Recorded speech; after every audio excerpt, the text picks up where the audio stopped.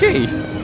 Ito na ngayon, Disneyland. After, tapos na ang mausant namin finally. Nasa Disneyland na kami. So, it's been a long time dream. So, sino ba ang hindi mangangarap na makapunta dito sa Disneyland? But we're really happy and thankful for this opportunity. So, thank you, Wave. Ito na, mamaya silipin natin ang aking pagbisita. Aming pagbisita kasama ng family ko. Papunta sa Disneyland.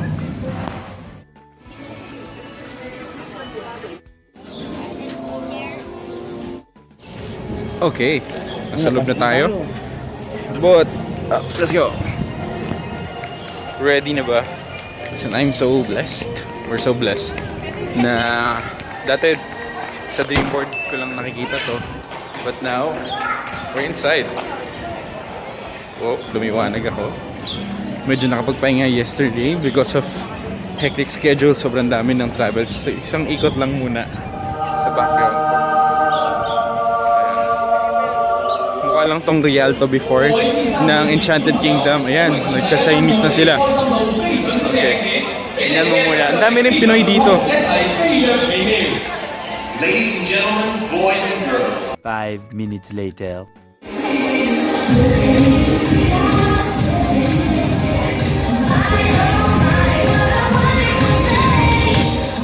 Are you ready? Come join the fun of this sky-high celebration. Okay, so currently, natatapos lang ang parade. And sobrang saya na to see them in real life. Ayan. You're familiar with Toy Story and si Buzz Lightyear and yung mga army, mga toy soldier. Saya dito, grabe. Nakita ko yung mga Disney princess. Sobrang perfect nila, walang blemishes. So na-intimidate si... Nakita mo ba yung mga princess? Ano yung tsura? Perfect, no? Totoo, parang sila yung totoong princess. Tinignan ko walang... Ni pimple wala eh, ni blackheads wala, walang pores. Grabe, hindi rin sila mukhang force. Okay, so enjoy nila. Try ko naman mag-rides namin, so kita-kits ulit. Okay, so hindi na ako gagawa ng summary video para sa mga tips and all pagdating dito sa Disneyland kasi sobrang bilis ng mga nangyayari. One tip, so first tip ko sa mga gustong pumunta dito, huwag kayong mag-shopping before going to Disneyland kasi sobrang ma-hassle lang kayo. Though meron ditong lodge or parang baggage counter, you need to pay 130 Hong Kong dollars for one bag na 18 by 14 inches lang yung aparador. May key yun. So unahin nyo muna to before traveling. So eto, buhatin mo Ma'am Sasa. Yan, so dala niya. Ayaw mahirapan sa vlog, joke lang. So ako nakukuha nito. So yun lang muna first step na if anyone na gustong pumunta dito sa Hong Kong.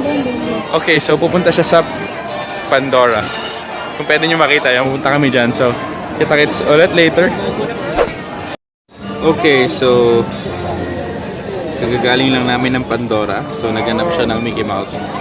So dapat mag-share ako ngayon ng inspirational something. Pero we need to go. Kita-kits ulit tayo, hindi na natuloy.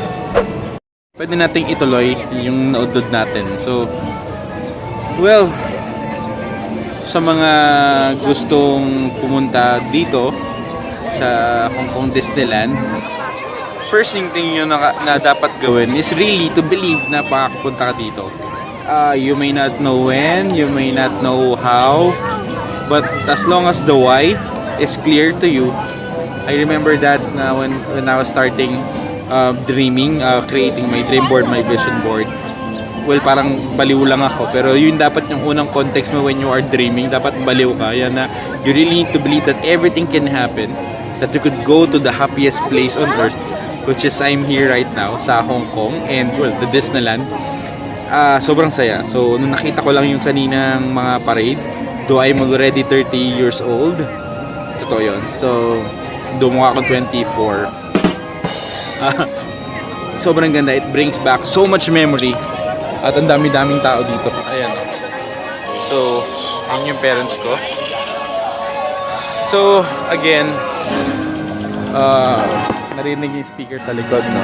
So, what I'm saying is, you really need to dream big. You really need to be in the position na para ka munang baliw, no? When you dream. Kasi, ganun naman dapat, you need to have, or better yet, you may say, childlike faith. Not childish faith, no? But childlike faith na para kang humihingi sa magulang mo ng kahit ano na sa tingin mo walang imposible. That's why, yun nga childlike faith. Na parang pag hiningi mo, parang mga bata, no, hiningi, I want to go to Disneyland, I want to go to Hong Kong, to any places. Yung bata ka, no, parang gusto mo sumama. Parang yung pamangkin ko si Dada, naniniwala na siya na she could go here, and sabi niya lang na you don't go to New Zealand, ha. It's okay for you to go to Hong Kong but never to New Zealand. So parang lumaki yung pangarap ng bata because that's a childlike faith, not childish faith. So dream ka, mangarap ka na anything is possible, anything you could do because, well, first of all, meron kang Diyos na unlimited, na sobrang laki, sobrang dami ng kaya niyang gawin at walang imposible sa Kanya. And the first stage of dreaming is believing na kaya mo siya. And you need to know the why. Why do you need to dream? Ako, one of the main reasons why I dream big because alam ko minsan lang ako mabuhay, and I don't want na masayang yung buhay ko na not experiencing everything. And sobrang ganda na experience hindi mo siya pwedeng nakawin, hindi mo siya pwedeng dayain. So ikaw lang talaga makakaranas nun, and being in this place is something really good. So I hope that inspires you. Mamaya tuloy pa natin to. This may be a very long vlog, but I know it will help you a lot to dream and really realize that anything is possible and you could maximize your potential. Sobrang enjoy dito, no? So another tip is, naisip ko lang, it's better, I've been doing this, it's better for you to turn off your Wi-Fi whenever, or your data or your internet, para hindi ka ma-distract ng social media, ng nangyayari sa social media. Ngayon distracted lang ako kasi sabi kong pinipicturean, binivideoan, but the thing is, sobrang ganda kanina. Ang ganda talaga, sobrang hindi ko masabi, unexplainable joy. So yun, the first thing is really dream big. Pangalawa is off nyo muna yung social media nyo. So kita-kits ulit tayo, try ko mag-rides. Ayan ang aking queen. So sila mga princesses, ito naman yung queen ko. Anong masasabi mo na napunta ka na ngayon dito sa lugar na sabi ko sa'yo, magdidikit ka lang sa akin?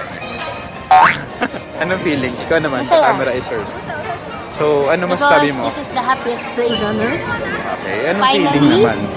Gano'n mo na to katagal na gustong pumunta dito? Simula nang maliit pa. So hanggang ngayon.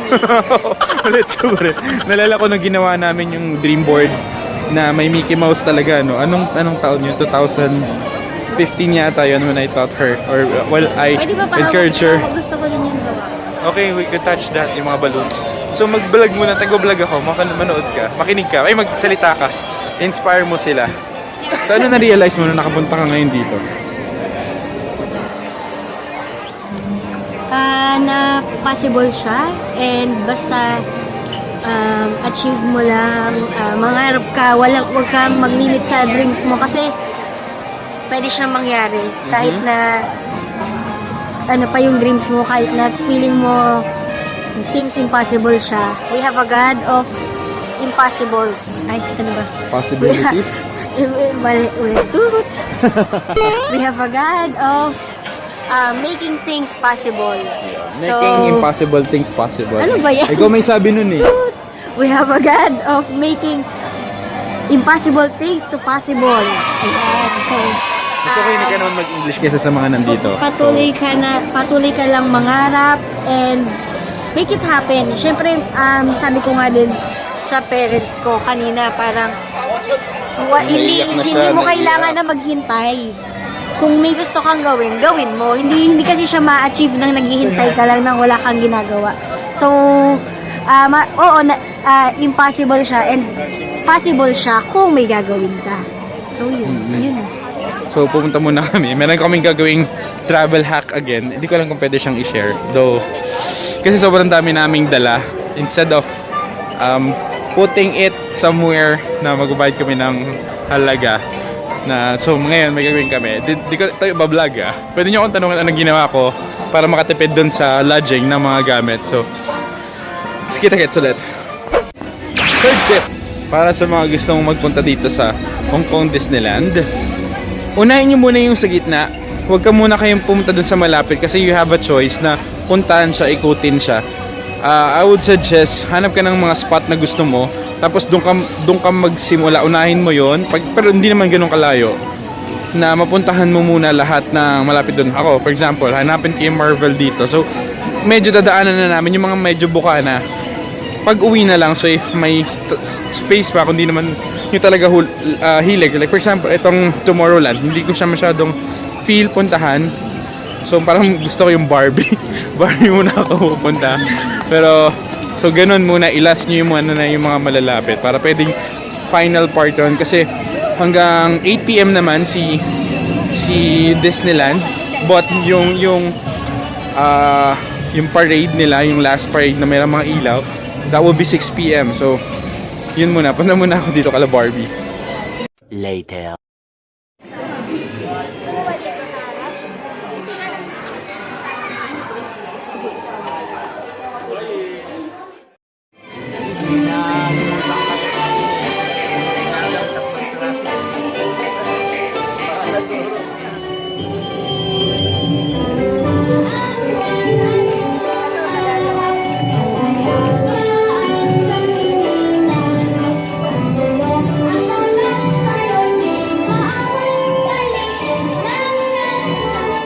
Naman yan si Ika. Ayan, nagkaway ka. Anong feeling? Nakabahan ako first time ko po. Yan talaga pag first time. Nakakakaba. Parang kasal yan.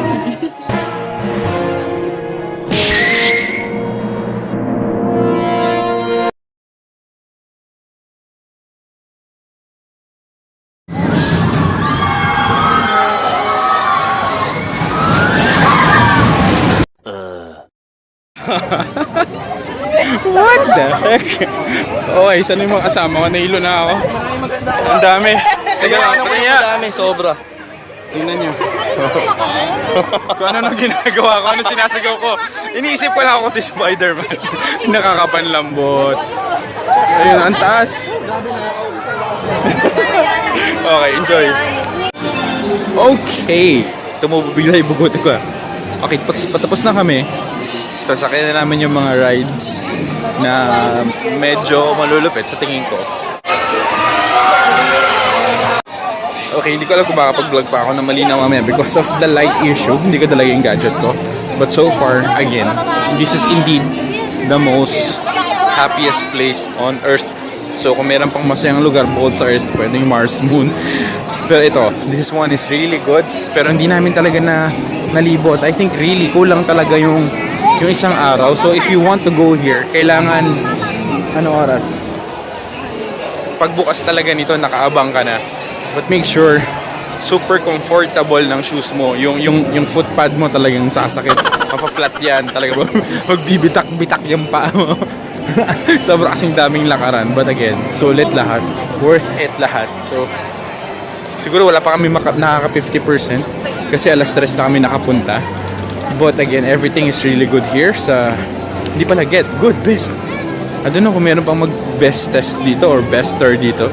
Try naman natin sa Universal Studios. But again, sobrang saya dito. Again, tuparin niya. Okay, so try natin. Pero ang ganda talaga dito. Hindi ko masabi ng maayos kasi sobrang overwhelming. Kakain naman kami kasi may free meal kami. So we need to be on time before 7 we should be there to get our free meal. Nakuha na namin yung popcorn and ice cream namin. So, kain muna.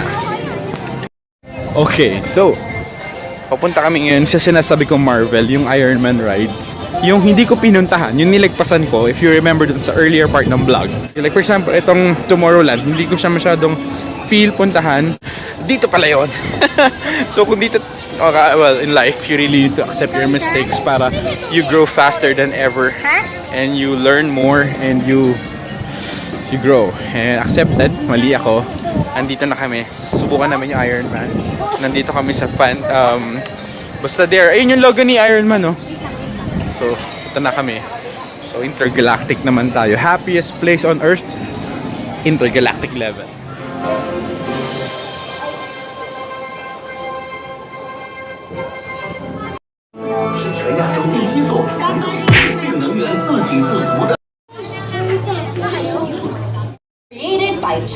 start. 講得冇錯，我已經被載入鐵甲號嘅運作系統。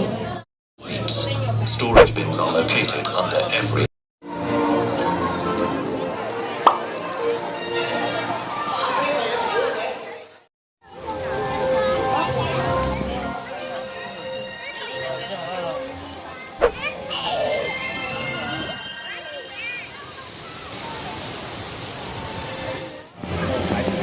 Well, that ends our Hong Kong Disneyland travel.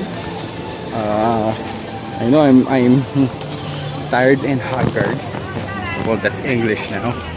Sobrang sulit. And nakita ko yung mga tao.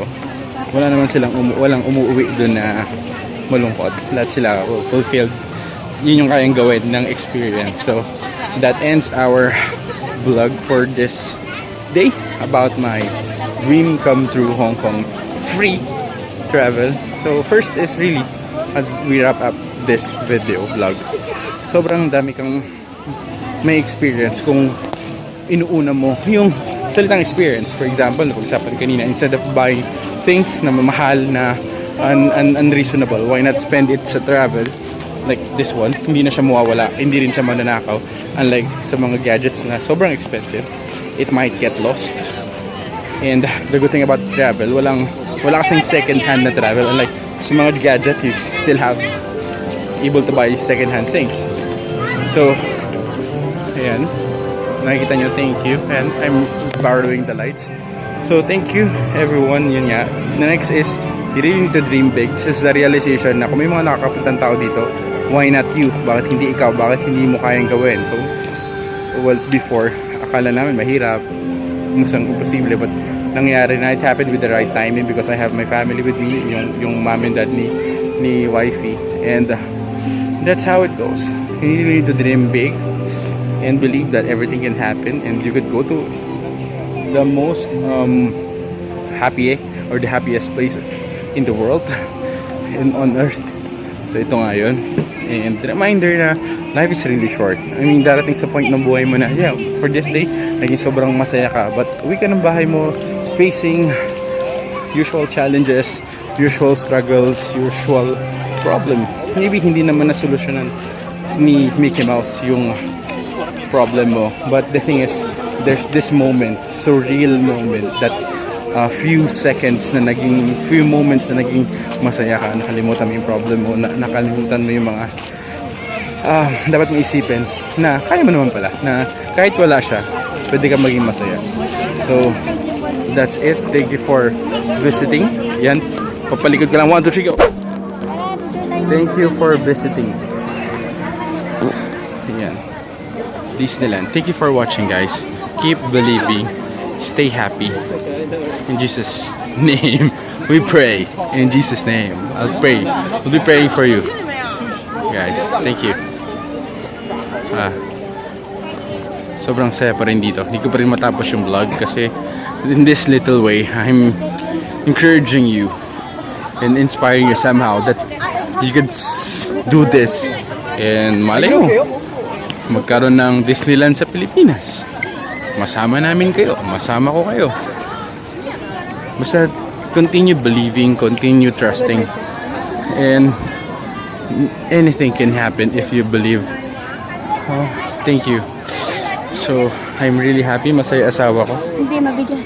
Mabigat na raw yung dala ko. Okay, so that's it. Thank you. Thank you. Thank you. Thank you.